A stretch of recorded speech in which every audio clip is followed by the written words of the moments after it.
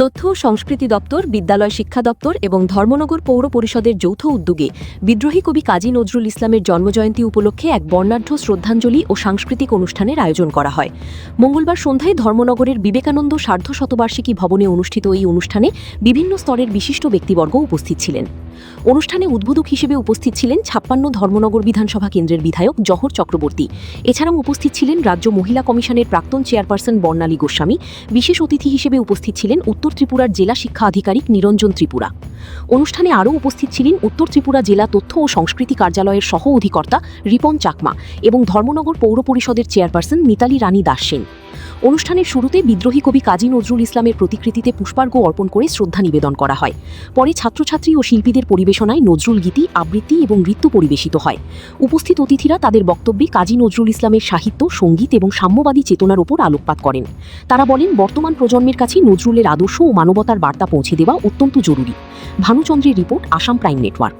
তথ্য সংস্কৃতি দপ্তর, ত্রিপুরা সরকার, বিদ্যালয় শিক্ষা দপ্তর এবং পৌর পরিষদের যৌথ উদ্যোগে আজকে যে শুভ জন্মজয়ন্তী উৎসব আমরা পালন করতে যাচ্ছি বিদ্রোহী কবি কাজী নজরুল ইসলামের, আজকে এই মঞ্চে সভাপতিত্ব করছেন।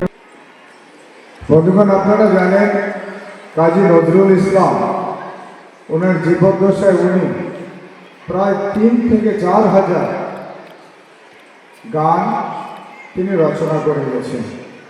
উপন্যাস, গদ্য, কবিতা, নৃত্য থেকে শুরু করে তিনি কি করে যাননি সংস্কৃতিকে রক্ষা করার জন্য।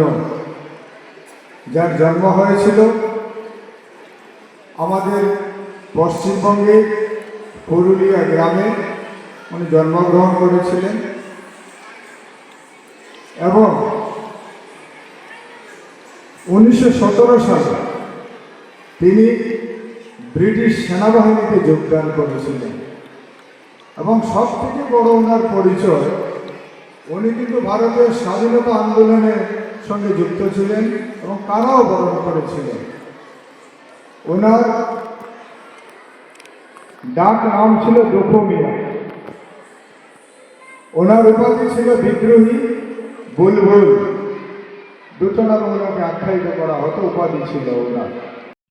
যে আমাদের কাজী নজরুল ইসলাম, আমরা জানি যে কাজী নজরুল ইসলামের একটা দিক যে ইনি শুধু সাহিত্যিক ছিলেন না, তিনি একাধারে কবি, উপন্যাসের সমস্ত দিক কাজী নজরুল ইসলাম আলোচনা করেছিলেন। এবং আজকে এখান থেকে আমি ইন্দ্রাণীকে দেখছি আর ভাবছি যে আমি বক্তব্য রাখবো নজরুল ইসলাম সম্পর্কে। এখানে যে সমস্ত গুণীজনেরা আজকে উপস্থিত আছেন, হয়তো আমার থেকে সবাই বেশি জানেন নজরুল ইসলাম সম্পর্কে। আমরা ছোটবেলা থেকে দেখেছি যে নজরুলের যে বিভিন্ন দিক, যে দিকে আমরা যাবো সেদিকেই যেন অগাধ সাগর। একে কিভাবে এর রস আস্বাদন করা খুব কঠিন। আমাদের উদ্বোধনী সঙ্গীত চলছিল, আমাদের সেই ছোটবেলাকার গান, কিন্তু আজকেও মনে হচ্ছিল যে এর মধ্যে কোথায় যে প্রাণ লুকিয়ে আছে, এতটা প্রাণ। এই গানটিতে আমরা অনেকবার নাচ করেছি, অনেকবার গান গেয়েছি।